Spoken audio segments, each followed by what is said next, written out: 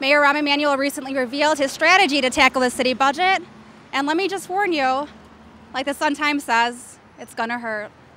Now, even though O'Hare Airport has been ranked the most dangerous in the U.S., that isn't stopping several people from making it their choice of travel.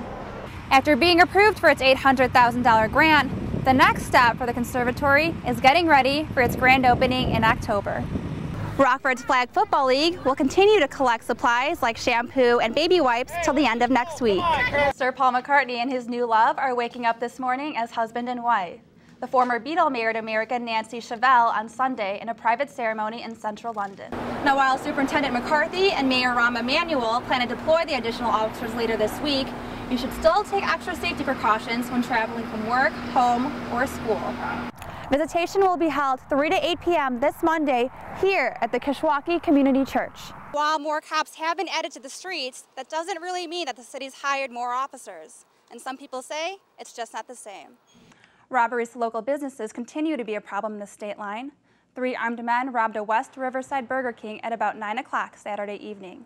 A lot of the students I talked to are concerned about the library. Many of them plan study sessions there and depend on it to save money on textbooks. But now they'll just have to adjust. Live on Michigan Avenue, I'm Mary Jo Ola for Newsbeat. Only one team will win the championship. But every player proved they're all real champions off the field with a supply drive for our military troops. We currently have a lot of participants in the program this year, and they also have a lot of family members that are serving overseas. And what we're doing is giving back to those troops that are protecting us. Rockford Park District's NFL flag football teams collected items like soap, toothbrushes, and even playing cards and magazines.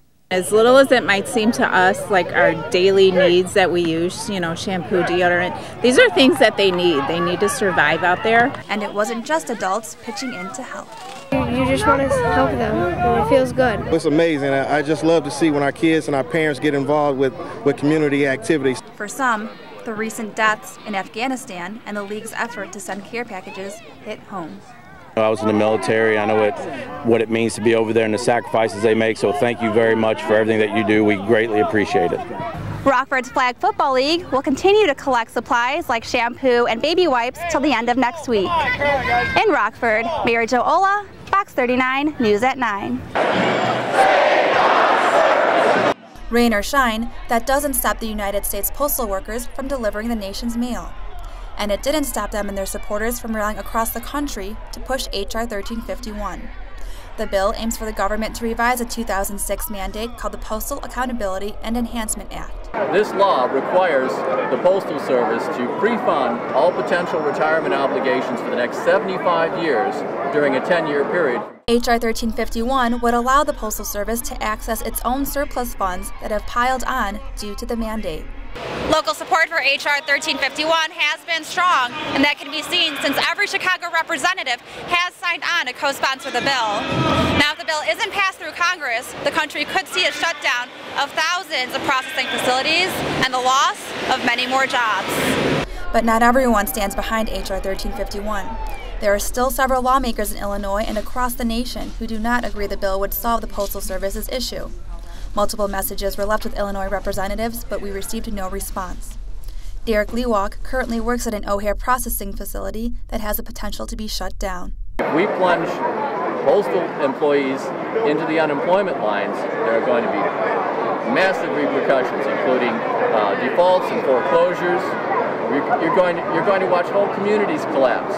Even as the possibility of disaster nears, some postal workers find the whole thing surreal. Congress doesn't pass the bill, we're not sure the Postal Service will have to default. If you start weeding away and tearing down the fabric of something so institutional, what would be next in American society to be on the chopping block? 17-year-old Megan Clift was on her way home from work Wednesday night when she lost control of her car and plunged into the Rock River. Emergency crews were unable to reach her before she drowned, leaving her parents and community in mourning. We're really lucky to have had that time with her. It wasn't long enough, but that's all God could give us. The Byron High School senior enjoyed acting, singing, and sports, a young woman who many called a shining star. If they were down, Megan would show them how to get up or what to do to make it better. Megan worked at the Oregon Park District as a lifeguard and swimming instructor. Her supervisor says people were always eager to be around her. Singing with the kids, she did a wonderful job. All the parents and students really liked having Megan as an instructor. The Illinois Department of Transportation has already begun construction to widen and reroute Highway 2, a road where car accidents are not unusual. As the Clift family mourns the tragic loss of their daughter, they offer fellow parents a piece of advice. Don't forget to hug your kids when they leave the door. You just never know. And always encourage young people to find an area that they love. Visitation will be held 3 to 8 p.m. this Monday here at the Kishwaukee Community Church. In Stillman Valley, Mary Jo Ola, WTVO Channel 17 News.